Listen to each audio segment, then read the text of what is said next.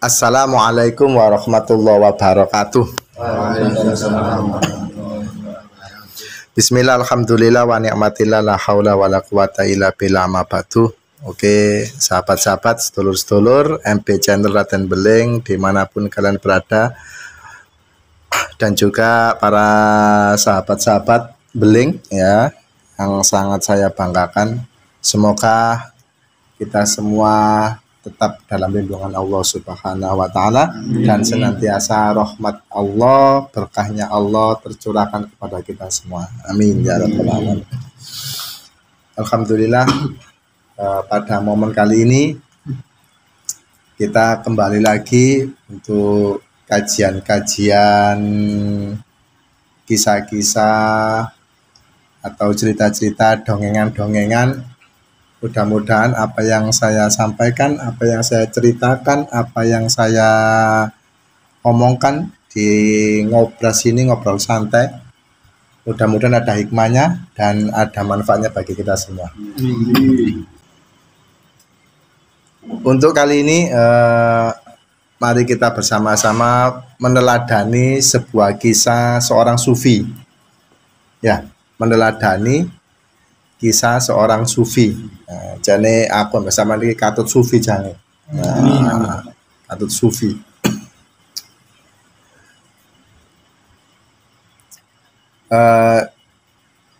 Jadi tema malam ini saya akan mengambil kisah dari seorang sufi yang bernama Abu Yazid Al-Bustami. Abu Yazid Al-Bustami. Abu Yazid Al-Bustami iki lahirnya insyaallah itu ya kurang lebih antara abad ketiga, abad kedua, abad ketiga Hijriah. Lah Abu Yazid iki lahir nang tanah Bustom, daerah Irak. Jadi Abu Yazid ini lahir di daerah Bustom, wilayah Irak sekarang itu. Persia kono lah wis, daerah Persia. Abu Yazid Al-Bustami ini beliau memiliki julukan atau mendapatkan gelar, kalau nggak salah itu Sultanul Arifin. Ratune wong sing alim, ratune wong sing bijaksana, ratune sufi lah gampangane. Sultanul Arifin. Nah, Syekh Abdul Qadir Jailani kan Sultanul Aulia, ratune wali. Tapi Abu Yazid Al-Bustami iki gelare iku Sultanul Arifin.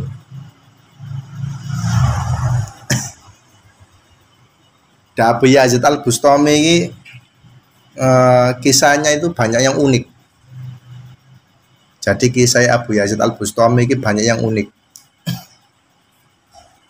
Salah satunya beliau ini pernah bermimpi. Abu Yazid Al-Bustami ini entah itu mimpi, entah itu apa ya, gambaran tayo apa. Jadi Abu Yazid Al-Bustami ini pernah bermimpi beliau ini mlebu nang surga. Mimpi ini masuk surga. Lah Abu Yazid Al-Bustami ini akhirnya gunem nang jero atine. Dalam hatinya beliau berbicara, "Lho iki kan surga. Surga iki tempat kekasihnya Allah. Tempatnya para nabi, tempatnya para wali, tempatnya para wong alim." Akhirnya beliau teringat Nabi Muhammad. Ini panggonane Kanjeng Nabi. Akhirnya beliau dalam hasratnya, dalam benaknya, dalam hatinya itu, aku sesuk nek mlebu surga kepingin dikancani ambek Kanjeng Nabi, kepingin dadi tanggane Kanjeng Nabi. Kemudian nggak lama beliau itu langsung tangi. Langsung tangi dari mimpinya. Tersadar dari mimpinya, tersadar dari khayalannya. Wis pokoknya intinya aku mbok mang mimpi, mbok berkhayal. Bahwa kisahnya seperti itu. Kemudian setelah dia tersadar dari mimpinya atau dari khayalannya, nggak lama kemudian beliau itu mendapatkan bisikan. Nah, nek cara wong Jawa itu oleh wangsit. Ora wangsit ya? Tutup pangsit loh yo. Ya pangsit itu kan iyo. Ya. Arep pur. Iya. Arep. Gila, Arab. Arep mie ayam ya. Nah, itu. Tadi beliau mendapatkan bisikan. Bisikan itu kata Abu Yazid Al-Bustami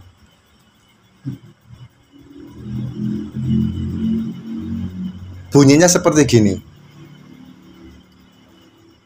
Sesuk kowe nang surga dadi tanggane utawa dadi kancane utawa ditemani dengan si fulan ini. Jadi dalam riwayat tidak disebutkan namanya siapa. Cuma ditulis si fulan gitu aja. Nah, dan si fulan ini berada di desa sini, berada di daerah sini. Setelah bisikan itu hilang, akhirnya Abu Yazid Al-Bustami ini memiliki hasrat untuk membuktikan. Nah, pengen membuktikan, pengen dolei wong sing dimaksud nang bisikan itu mau. Akhirnya keesokan harinya Abu Yazid Al-Bustami itu naik unta untuk mencari daerah yang telah disebutkan dalam bisikannya tadi, untuk mencari si fulan. Melaku dari gurun ke gurun, dari alas ke alas, dari kota ke kota, mendaki gunung, lewati lembah, sungai mengalir indah ke samudra, ya, bersama teman santri kopla ini ya. Dolei. Nggak suwe setelah perjalanan panjang, bismillahirrahmanirrahim. Setelah perjalanan panjang sampailah di tempat tujuan yang telah membisikinya. Sampailah di tujuan daerah yang berada di dalam angan-angannya yang telah dibisiknya kemarin. Nah, setelah sampai di tujuannya, dia mencari si fulan. Dalam perjalanan mencari si fulan,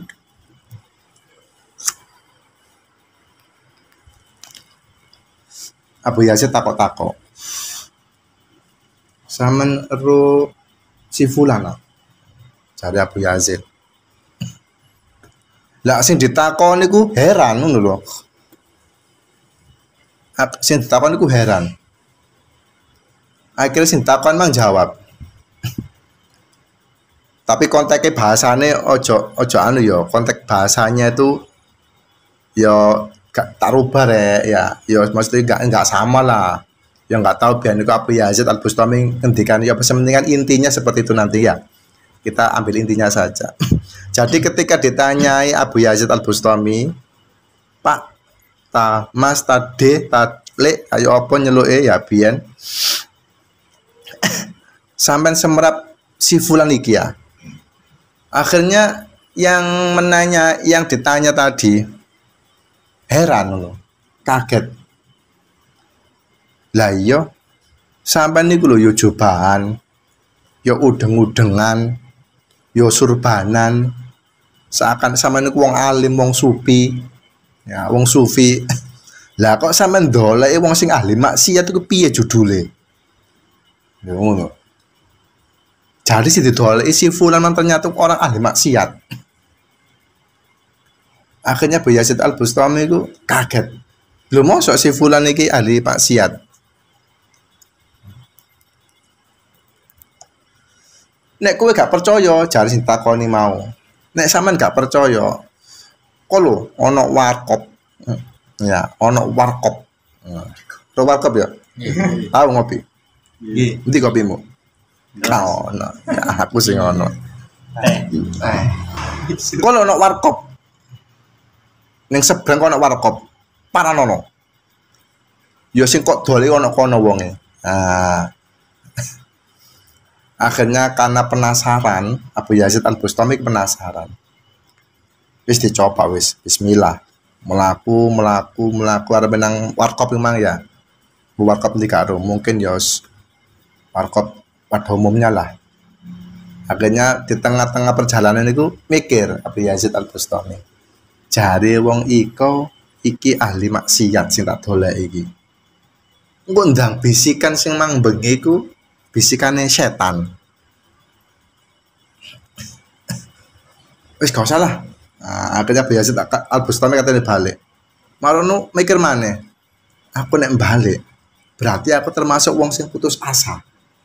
Wong sing menghukumi atau wong sing memberi doktrin kepada orang tapi saya belum tahu sendiri. Ya nek gak wong kamang bejo. Nah, ini bisa dibuat pelajaran bagi kita. Jadi sebelum kalian melihat sendiri, sadurunge sampean ero dhewe, ya apa wonge, ya apa ngajine, ya apa ngomonge, ya apa cara bermasyarakate nek karo dhewe aja sampai ngarani wong ku elek. Ya. Ini kayak pelajaran nih. Jadi jangan sampai kita membicarakan orang yang belum tahu kebenaran yang sesungguhnya. Akhirnya Abu Yazid balik mana? Wis nekat budal marani warkop iku mang.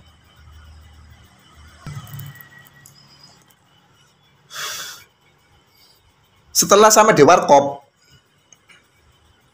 kaget mana ya Abu Yazid? Kaget mana Abu Yazid? Mergo apa? Ning warkop kuno mang ono wong au pake. Ono wong pake. Wis kurang lebih 80-an lah wis. Ning riwayate ngono. Ono wong pake. Lah sebagian dari orang tersebut itu mabuk. Mabuk tum-tuman ini hoi ini. Itu tum. Ayo urut ini opi dhisik. Opi. Yo, yes. Ngono kabeh wis.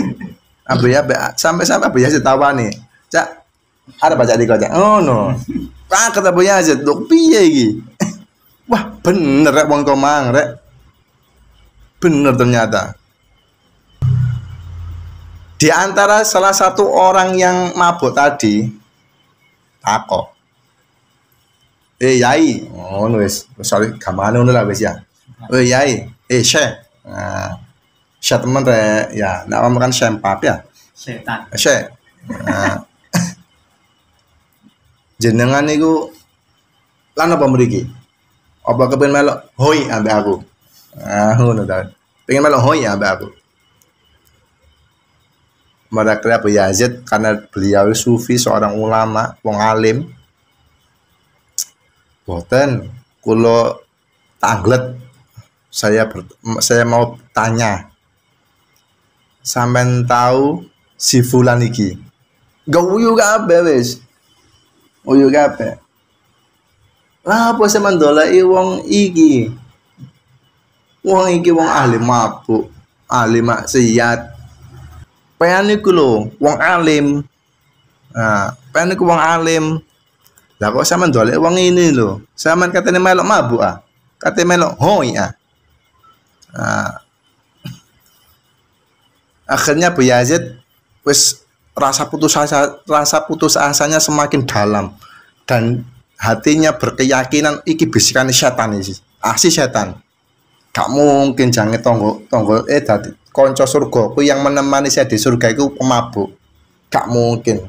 Padahal jelas-jelas di Quran itu dijelaskan nek wong mabuk iku pemabuk itu adalah haram. Ya, minuman keras itu haram. Innamal khamru wal maisir ya dan seterusnya. Wong pemabuk jenenge minuman keras iku haram. Gak oleh deh. Yo aja ngombe arak ya. Nggih. Teman lho yo. Aja ngombe arak. Kon ada ngombe arak. Awas kon nek gak nawani aku.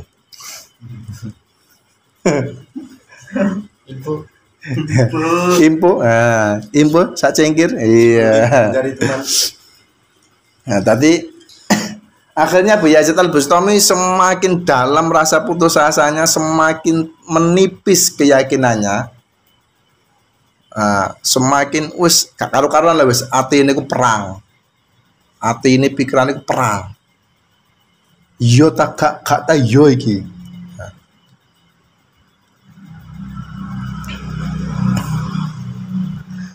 Kemudian Abu Yazid Al-Bustami langsung wis balik ae lah wis. Balik orang reken. Ngopo kuwi ku? Balik. Lah ketika beliau ini keluar dari warkop tersebut, setelah di pelatarannya warkop, ono wong langsung ngomong dari belakang. Syekh Abu Yazid Al-Bustami. Kaget langsung. Lah apa sampean balik? Sampe jaren doleki si fulan iki sing besok dadi tanggamu ning surga, sing sesuk nang surga sing ngancani awakmu. Lah apa kowe bali wong gunung kepethuk wong kok bali. Kaget langsung. Begitu noleh, orang yang dicari sudah di hadapannya. Noleh nasi ono burine wong. Loh, sampean kok semrap jenengku? Sampean kok ngerti tujuh aku? Nah, akhirnya si fulan tadi mengatakan, gak usah era, gak usah takjub, Abu Yazid, biasa makane kowe iku nek nonton wongku aja teko zahire, kowe nek nonton wongku aja teko kumpulane ngono kuwi. Kurang tentu wong sing sakmene kae pemabuk iki sesuk matine ya elek, kurang mesti. Kurang mesti kumpulan ngene iki kumpulan sesat ya yo. Kurang mesti ren kok cap sesat ya, kurang mesti. Ya. Sapa ngerti kene jange bener kumpulan sesat tapi kita tersesat di surga ya. Gak tersesat nang neraka.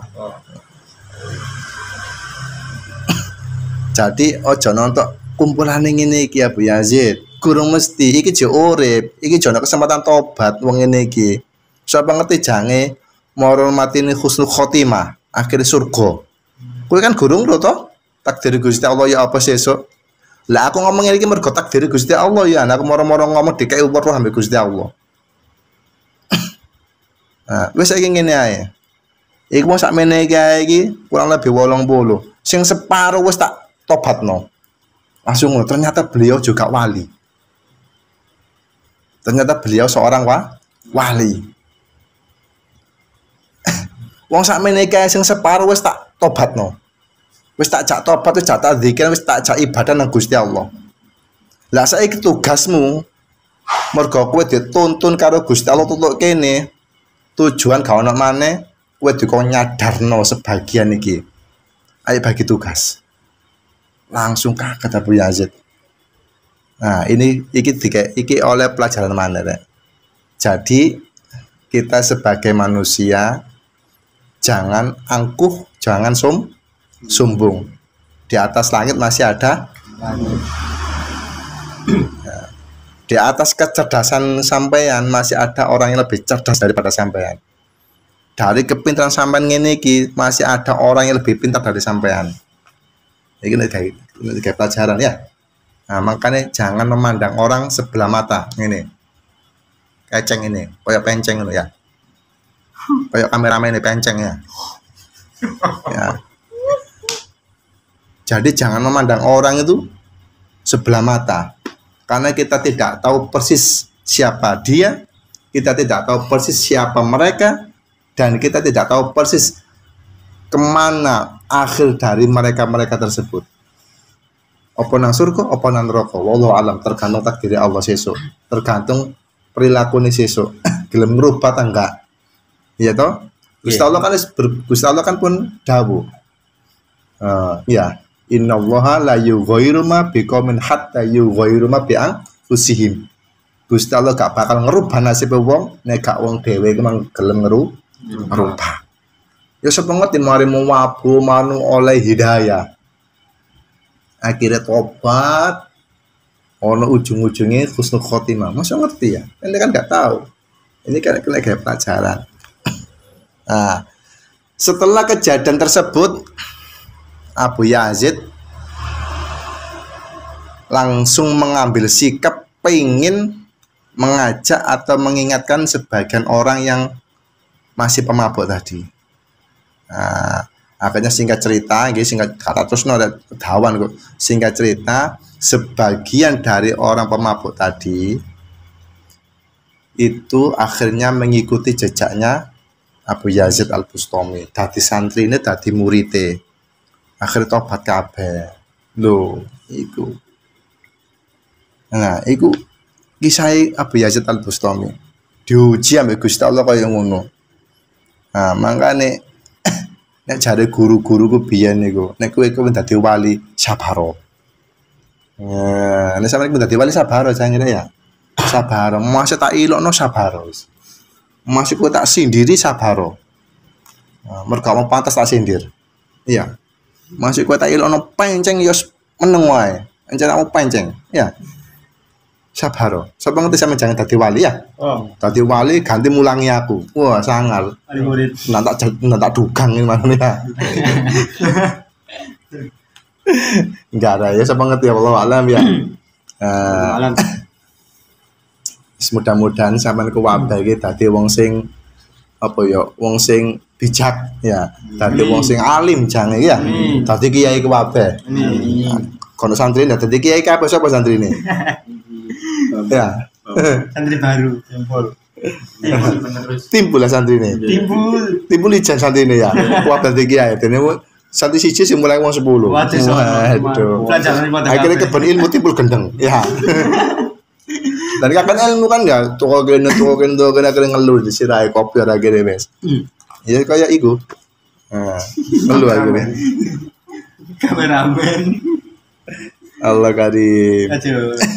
Tadi kayak ngono rek. Iku kisah Abu Yazid Al-Bustami. Ada lagi kisah uniknya Abu Yazid Al-Bustami rek. Ada lagi. Beliau itu pernah apa ya? Ya sama doji sama Allah juga. Beliau itu pernah belajar dari perilakunya anjing. Mau tambah nemen iki. Anjing iki haram apa gak halal? Halal. Iya kan? Nang Quran kan jelas ya, kalbun ya. Sama aja. Iya kan? Kalbun. Nang Quran dunekno, nang hadis dunekno. Iku nyoto-nyoto haram. Tapi meskipun anjing itu haram, kapan-kapan tak critakno kejadiane anjing. Lu seru lah. Waduh, kapan-kapan ya ketahuan kok iki. Jadi Abu Yazid Al-Bustami itu diuji ambek Gusti Allah toko asu, toko anjing, toko kiri, toko kalbun. Iki kena gawe pelajaran sampean. Makanya Allah menciptakan apapun meskipun itu ditakdirkan oleh Allah itu haram, tetap ojo kok benci. Udah paham maksudnya? Ya. Babi haram. Ya kan? Tapi sampean ojo benci ambek babi. Mergo iku ciptaane Gusti Allah. Asu juga haram, tapi ojo sampean benci. Tapi ojo ngingu asu juga rek, ya. Kau lah rek, wong Islam ngingu asu iku ya. Maksudnya enggak benci ku tapi ojo diingundang. Oh jare yai ku apa asu gak oleh dibenci. Tak ingun rek, tak geladak. Tak golek nyambik, kayak golek karangan yo ojo rek. Aku ngomong ngono baru kowe menengi asu aku udah dikap lagi malaikat rek. Ngawur rek. Dalam artian itu meskipun dia haram, menjijikkan, jengkel nauta, tapi sampean iku ojo benci ambek makhluk Gusti Allah sing dimaksud anjing iku mang ojo. Jangan dibenci. Jadi kisahnya seperti gini, kisah unik iki, kisah Abu Yazid. Ketika beliau iku cekwok kamu jalan-jalan. Titik-titik bahasa Inggris darah keren dede. Ketika Abu Yazid jalan-jalan, di tengah jalan itu Abu Yazid itu kepethuk asu. Nu kaget. Waduh ono asu rek. Ono ngarepe iku. Kate tak liwati ku wedi kena ilere. Ya, kate dianu ku wis pokoke wedi lah mergo itu hewan yang diharamkan sama Allah. Dan najisnya najis mughalladho. Ya. Najisnya mughalladho. Najis besar. Yang cara penyuciannya itu harus dicuci 7 kali ya. Sama debu ya. Nah. Akhirnya Abu Yazid bingung. Dan atine ku muni. Waduh, ono asu. Aku tak liwati iki jelas najis iki. Nah, ketika dalam hatinya seperti itu, dilala kuasane Allah itu asing malu ngomong langsung. Hei, Abu Yazid Al-Bustami, kowe kok jane pikiran ngono. Meskipun iki aku iki diciptakno karo Gusti Allah sing duwe najis gede. Mbok yo aja kaya ngono. Cara kowe kena najisku, kowe kan wis ngerti cara mensucikannya. Wong karinge kayak debu ping 7 digoyang banyu ping 7 kan wis suci maneh. Kowe lha apa pikiranmu koyo ngono iku? Kok wedi ambek aku, kok gak seneng ambek aku. Kaget langsung Abu Yazid Al-Bustami. Kaget. Duh. Asu kok ngene deh. Nah, akhirnya beliau itu berpikiran, akhirnya beliau itu punya pemikiran.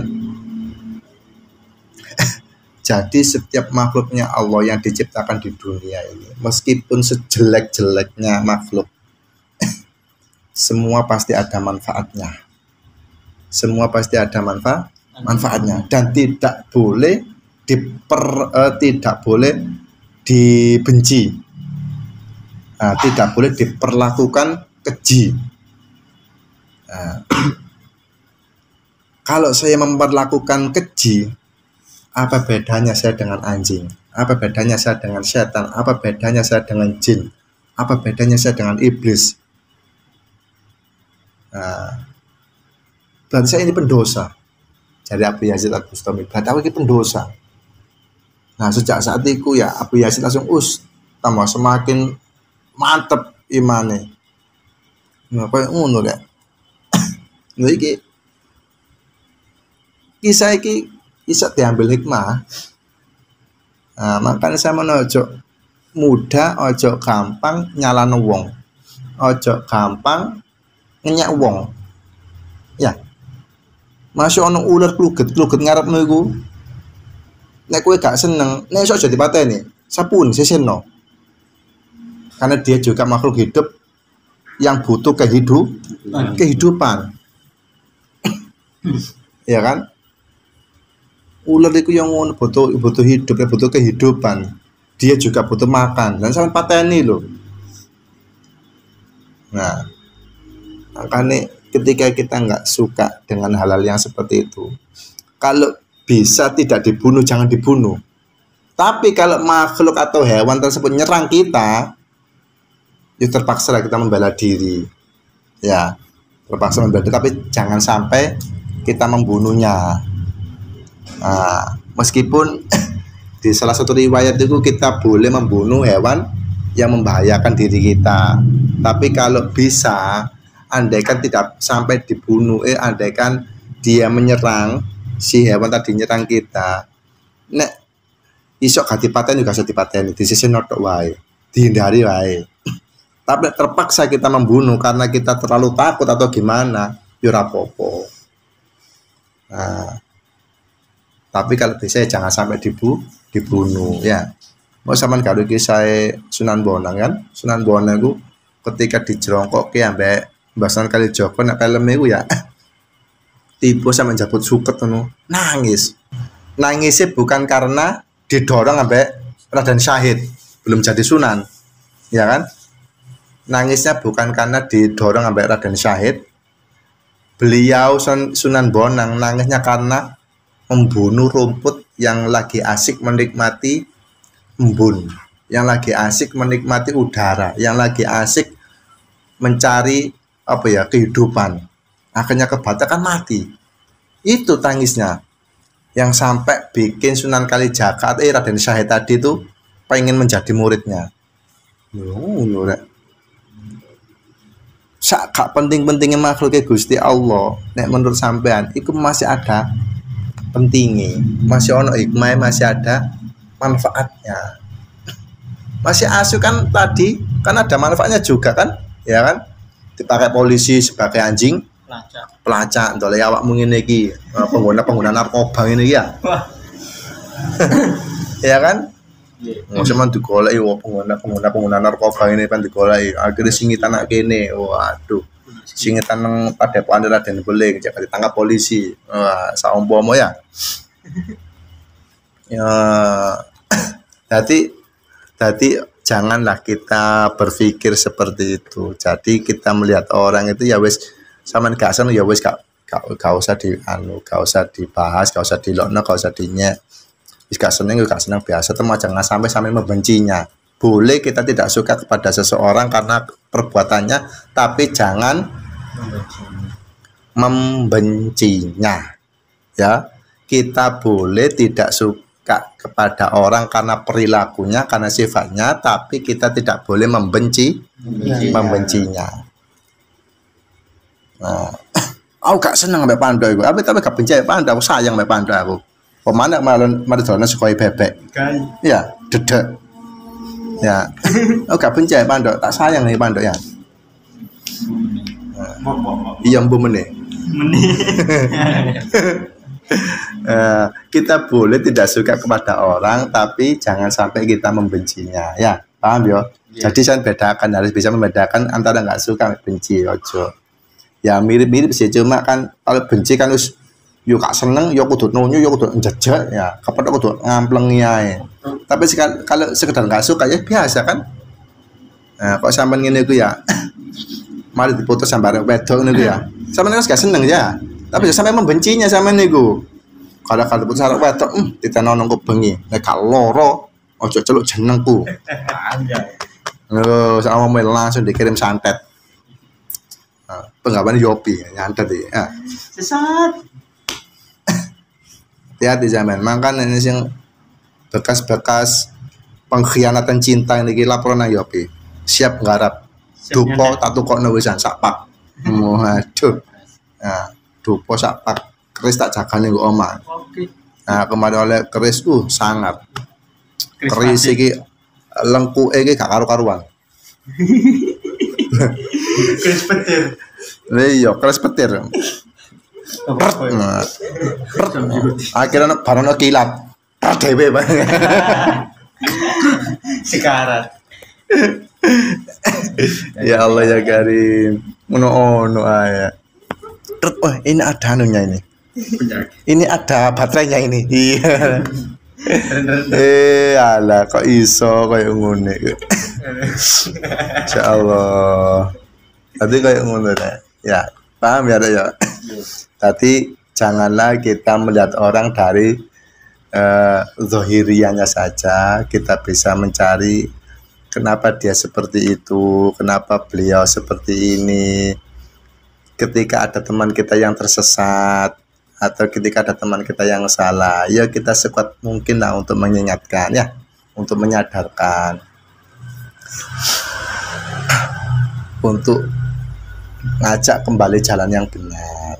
Ojo sampai dibenci. Ya kan? Seperti itulah ojo sampai.